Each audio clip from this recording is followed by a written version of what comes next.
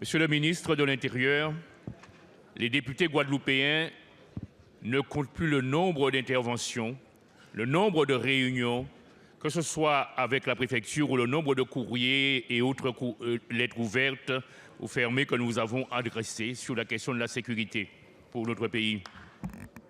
Alors, cela nous amène à nous poser une question, monsieur le ministre. L'État a-t-il vraiment la volonté de maintenir la sécurité dans ces territoires dits ultramarins?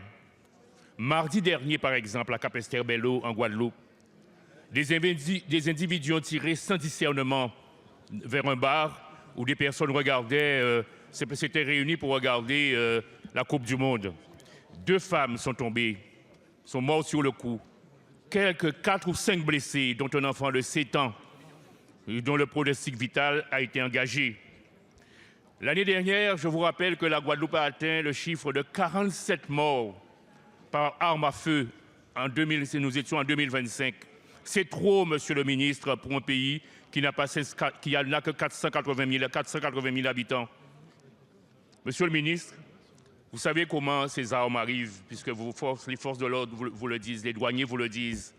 Nous sommes dans un endroit, dans un lieu de passage de la Colombie à d'autres pays de la Caraïbe.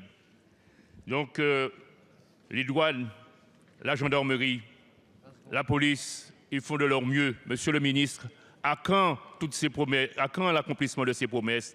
Les drones, les scanners et autres forces qui doivent nous arriver. J'attends votre réponse, monsieur le ministre.